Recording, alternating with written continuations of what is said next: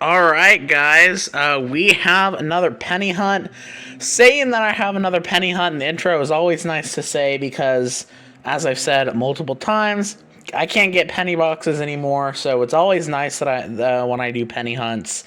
And I'll always cherish them when I get to do penny hunts. But this is kind of an interesting hunt, and if you're looking at the rules, they all look a little bit older. Now, as I think I said on the channel before, just because it's older rules doesn't mean there's going to be better coins in here.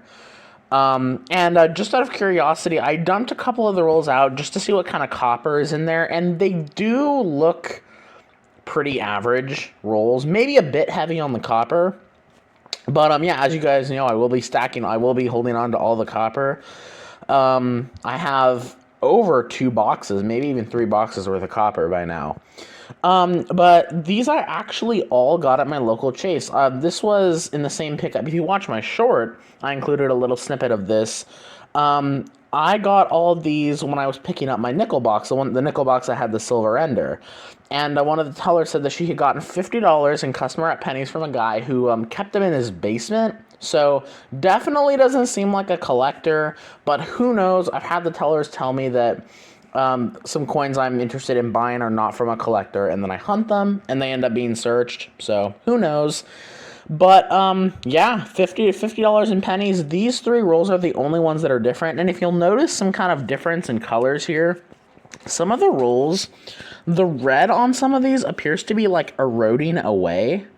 So these could have been sitting in this guy's basement for a long time if the red color on the wrapper is starting to go away. So, and some of them are almost completely gone. So, yeah, we're going to get into them. We're going to start with these different looking rolls first, and then we'll get into these red ones, and hopefully we get some finds in here. I'm not going to be doing this tripod style. I'll bring you in for each find, mainly because I haven't done that in a while. So I'm going to do it that way for this hunt, and we'll get into it and see if these old wrappers can bring in some equally old coins. Let's get into it. All right, well, I'm not so sure if this is going to be a video. I've gone through maybe about half of them, so I've gone through about a box worth. And, we haven't had any Wheaties. I mean, I definitely don't think this is from someone's searched dump. I think that they just, maybe it wasn't necessarily a coin collector, but it could be someone who still maybe did pull out wheat pennies, because I haven't had any wheat pennies. I've had a absolute monster amount of Canadian pennies, almost a roll here. I've even had a couple young heads. Both of them are from 1963. I've had one really shaved down one gold tone, a few nice zinc hits, and then a ton of crazy toned 81s and 82s and in there. A ton of crazy toners. So I've been pulling some of those aside. I have 4 little stacks right there, as well as a 60D small day, which I pull out because I don't see too many of. But I'm bringing you in mainly for an update, and also because I see a King George in this roll, and this is kind of what the rolls have been like. There are rolls where some of them are the entire roll is copper, and then there are some where about half the roll is copper.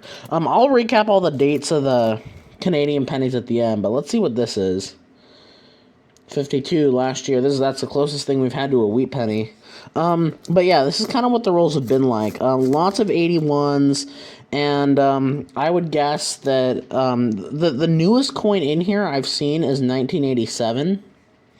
So I would assume that these are from the late 80s. That's what I'd guess.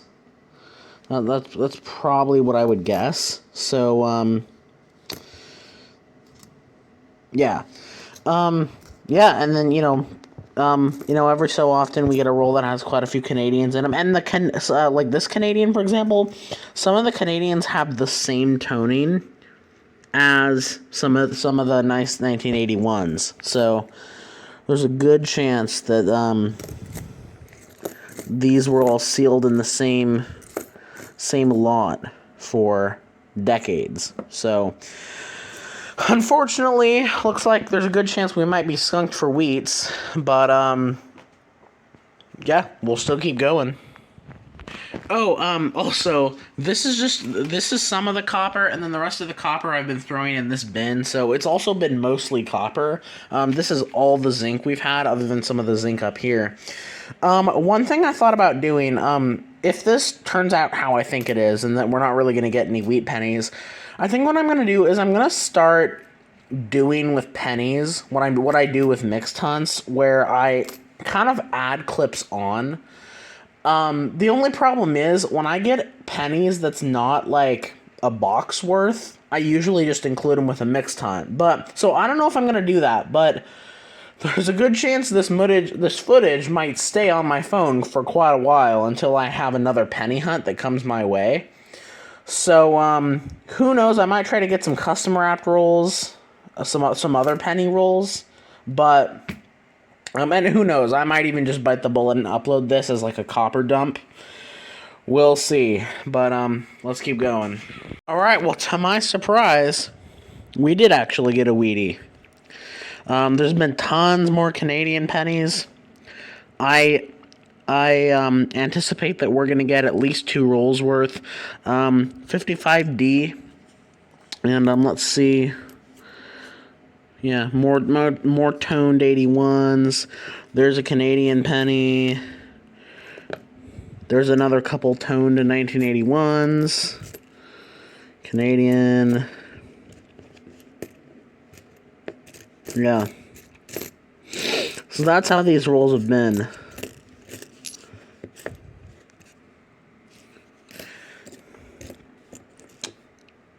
Yeah. And 82s. Alright, let's keep going.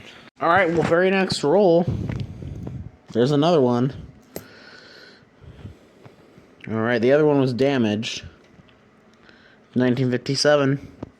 Out of Philly. So that's number 2. So, yeah, who knows? Alright, let's keep going. Alright, well, we're mostly through the pennies. We only have, I don't know, maybe about $10 to go. So we've done 3/4 of it, I'd say. And man, this coin sure as heck took me by surprise. Look at this, guys. Look at that. We got an oldie, 1920, and it's in pretty good shape. That's in pretty good shape. Which could be a testament to the theory that I have, if these rolls have been sitting, for multiple decades, because, that coin, if it sat in this roll for 40 years, it could have, been why it's retained so much of its condition. I mean, obviously it's wear, it's been circulated, but even 40 years ago, a 1920 wheat penny still would have gotten many decades of circulation. But, yeah, I mean, I have no reason to doubt that these rolls are at least, well, just about 40 years old. So, yeah, and the rolls keep looking really nice, as you can see, and more Canadian pennies. All right, so we finished all those rolls, and we didn't get very many wheat pennies at all, but I'm glad that we at least got a few. And I'm glad that I probably will end up posting this video as it is.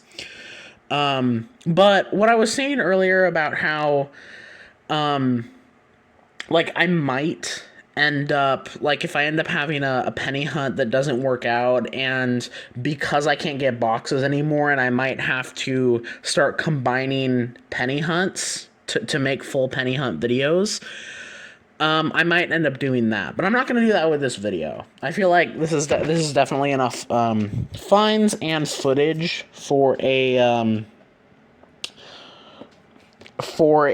penny hunt, mainly due to just kind of the nature of it. There was every single one of those rolls, there was not a single coin newer than 1988. So, because when I've gotten hunts in the past, I've had coins that, like, I've had rolls that most of them are older, but like a few shield pennies snuck through. That's not true with this hunt. I mean, if you look at the zinc pennies, they are all memorials, and obviously the copper too. So this looks like it was a true older penny stash from, probably the late 80s, early 90s.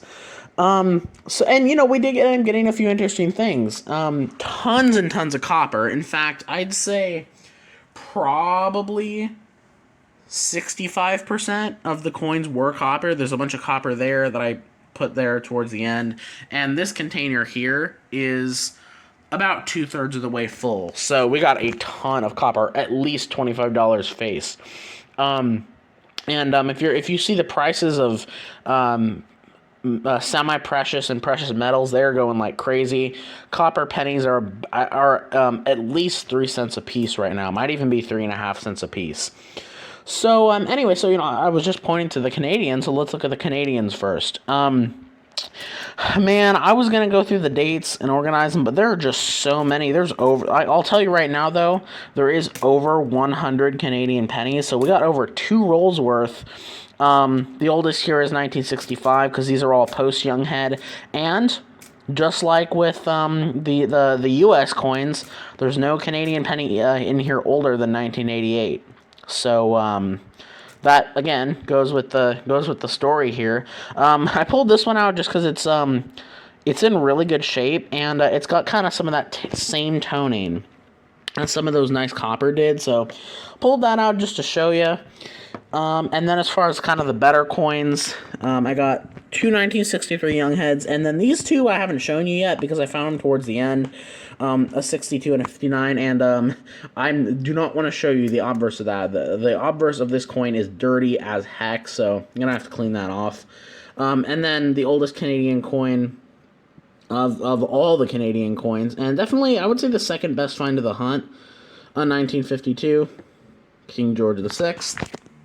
And then, for wheat pennies, definitely the find of the hunt, and I'm glad we got an old one. 1920 Philly in pretty good condition, and who knows, it might even upgrade in the book. I'd say maybe fine 15 as far as the condition goes. It's not, worth too much. Maybe this is worth like a quarter. So, but still, it's an old wee penny, and even though we got 3, I'm glad one of them's old. And then the other 2, 1955D with some damage, and 1957 Philly. So, I'm glad with what we did get, and obviously one of the main things, all the really nice toned copper.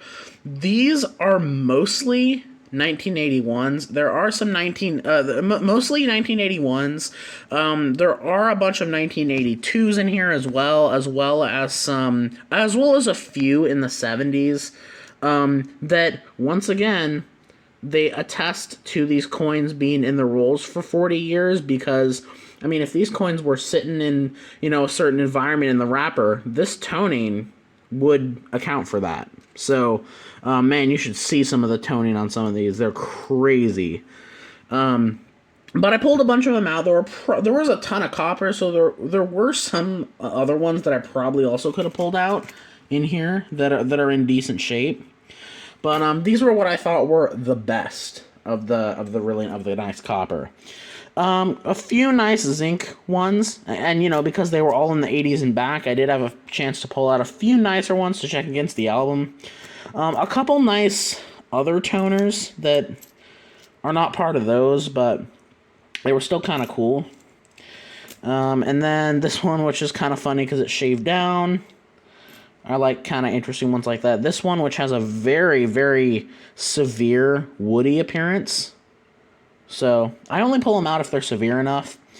And then I got this 89 that looks like it has a little bit of dye chips on the front.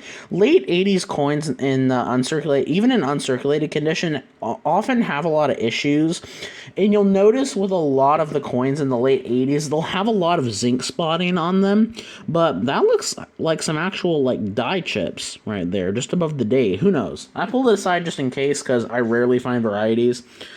And then speaking of varieties, 60D large, small date. Not valuable unless it's not really too valuable unless it's the Philly, but still neat. But you know what?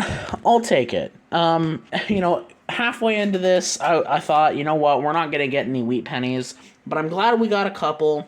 I'm glad we got a bunch of Canadian pennies.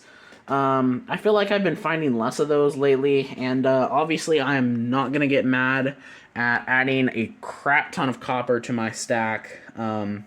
So, yeah, I mean, and that puts me at least at $100 face value in copper, which $100 face value in copper right now is at least $300 or $400. So, it's a great obviously it's a lot of space, but it's a great return. Unfortunately, I can't really find anyone who's buying copper, and honestly, I don't blame people for not buying copper, but it is worth, the value is known. So anyway, I've talked a lot in this video, so I'm going to end it here. Thank you guys for watching, and I'm glad that turned out to be something. And I'll see you in the next one.